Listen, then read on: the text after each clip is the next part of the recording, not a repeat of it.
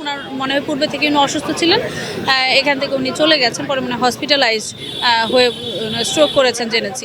কিছু অবৈধভাবে অনেকে নিয়ে মিসইউজ করেন, সেই বিষয়গুলোকে মাথায় রেখেই জেলাতে একটি মিটিং হয়েছিল জ্বালানি তেলের বিষয়ে। সেখানে আমি উপস্থিত ছিলাম, আমাদের থানা পুলিশ ছিলেন এবং জেলার আর অন্যান্য দপ্তর উপস্থিত ছিলেন। সেখানে একটা সিদ্ধান্ত হয় সকলের পক্ষ থেকে যে এই ফুয়েল কার্ডের ব্যবস্থা করা গেলে হয়তো এটা নিয়ন্ত্রণের মধ্যে আনা হবে। তো সেই প্রেক্ষিতেই আমাদের এই কার্যক্রম নেওয়া। আর কার্ড আমরা ইতিমধ্যে হচ্ছে 4000 কার্ড গতকাল থেকে আজকে পর্যন্ত আমরা রেডি করেছি, বিতরণ চলছে। আমরা আরও কার্ড আমরা জেলায় চেয়েছি আরও 3000। যদি এর বাইরেও কারো লাগে আমরা আবার কার্ড আমাদের ছাপাবে। বেশ কিছু ডকুমেন্টের কথা বলা হয়েছে বিজ্ঞপ্তিতে যে এই বিষয়গুলো লাগবে, কিন্তু বাস্তবতার নিরিখে দেখা যায় যে কেউ একজন মোটরসাইকেল কিনে হস্তান্তর করে ফেলেছে, তো তার যদি ওইটা এভিডেভিটের কোনো ডকুমেন্ট দেখাতে পারছে, সেই ক্ষেত্রে আমরা তাদেরকে দিয়ে দিচ্ছি। মানে আমাদের মূলত টার্গেট হচ্ছে প্রসেসটাকে যত বেশি সিম্পলিফাই করে জনগণকে যত সহজে সেবা দিতে পারি। আপনারা দেখছেন যে অনেকগুলো বুথ করেছি, এটা কিন্তু শুধুমাত্র দ্রুততম সময়ে যেন লাইন খুব বেশিক্ষণে না দাঁড়াতে হয় এই কারণে। আর আগামী আরও 2 দিন চলবে। কেউ অসুস্থ বোধ করলে এখানে মেডিকেল টিমেরও একটা ফ্যাসিলিটিস আছে এবং আমার কনফারেন্স রুমে আমি একটা ইমার্জেন্সি বুথ রেখেছি, যে কোনো বৃদ্ধ বা কেউ অসুস্থ হয়ে গেলে তাকে দ্রুত একটা সার্ভিস আমরা দিব।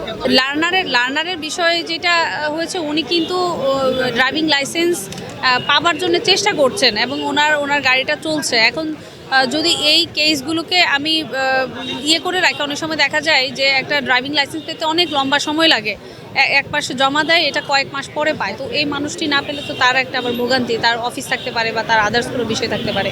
মানে এমন না যে তার কোনো ধরনের বৈধ ডকুমেন্ট নাই কিন্তু মোটরসাইকেল আছে, কিন্তু তাকে আমরা দিয়ে দিচ্ছি, বিষয়টা এমন না, তাকে আমরা দিব না। কিন্তু হস্তান্তরের ক্ষেত্রে আবার নতুন করে রেজিস্ট্রেশন, ট্যাক্স টোকেন এগুলো করাটা অনেক সময় টাফ হয়। ওই সমস্ত ক্ষেত্রে আমরা এভিডেভিট দেখলে আমরা দিয়ে দিচ্ছি। আমাদের তো এই কার্যক্রম শুরু হয়েছে সকাল 9টায়, তো পরবর্তীতে আমি শুনলাম 9:40-এর দিকে একজনের নাকি অসুস্থ লাগছিল, উনি চলে গেছেন। আমাদের কাছে কেউ বা আমার এই যে একজন ম্যাজিস্ট্রেট আসেন জেলা প্রশাসকের কার্যালয় থেকে, জমিরুদ্দিন, সে এখানে উপস্থিত ছিল। তো তাকেও জিজ্ঞাসাবাদ করে আমি জেনেছি স্থানীয় ইয়েদের কাছেও যে তার যে খারাপ লাগছে বা কি এখানে কোনো সহযোগিতা দরকার, এ বিষয়ে কোনো কিছু শেয়ার করেননি। ওনার মনে হয় পূর্বে থেকে উনি অসুস্থ ছিলেন, এখান থেকে উনি চলে গেছেন, পরে মানে হসপিটালাইজড হয়ে স্ট্রোক করেছেন জেনেছি। উনি মনে পূর্ব থেকে অসুস্থতা ছিলেন, এটার সাথে কোনো সম্পর্ক নেই আসলে বিচ্ছিন্ন। আর আপনারা দেখতেই পাচ্ছেন যে এখানে সকাল থেকে কিন্তু কোনো ধরনের ধাক্কাধাক্কি, হাতাহাতি এই ধরনের কোনো ঘটনা ঘটেনি, আর ঘটবেও না। আমাদের ম্যানেজমেন্ট থেকে আমাদের সর্বোচ্চ চেষ্টা আছে, আমরা আনসার রেখেছি, গ্রাম পুলিশ রেখেছি এবং আরও 2 দিন দিব আমরা, যেহেতু মানুষের চাহিদা আছে। লাস্টে যে জ্বালানি মিটিংটা হয়েছিল জেলায়, ওটা তো আপনারা দেখেছেন, জেনেছেন। ওখানে সিদ্ধান্ত হয়েছে যে সকল পাম্প থেকে একযোগে দিলে তখন আর ওই লম্বা লাইন হওয়ার কথা না, প্রেশার পড়বে না। আর তেলটা তো আসলে সাপ্লাইয়ের উপর নির্ভর করে। এখন ডিপো থেকে, খুলনা থেকে যারা সাপ্লাই দেয় তারা পর্যাপ্ত যদি আমাদের পাম্পগুলো পায় এবং একাধারে একই সময়ে দেওয়া শুরু করে, তাহলে সেই লম্বা লাইন হবে না। আর আমরা কিন্তু ট্যাগ অফিসারের নিয়োগ করে দিয়েছি, আমাদের নির্দেশনা আছে জ্বালানি মন্ত্রণালয় থেকে, সেই অনুযায়ী আমাদের এখানে 3টা পাম্পের জন্য 3 জন ট্যাগ অফিসার আমরা দিয়েছি। কোথাও যেন কোনো মিসম্যানেজমেন্ট না হয়, এই বিষয়টা আমাদের ট্যাগ অফিসাররা দেখবেন।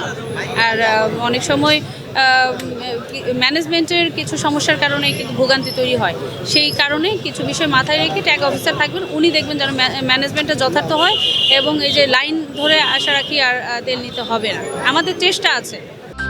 অগ্রযাত্রা প্রতিদিন, নির্ভীক প্রত্যয়ে উজ্জীবিত।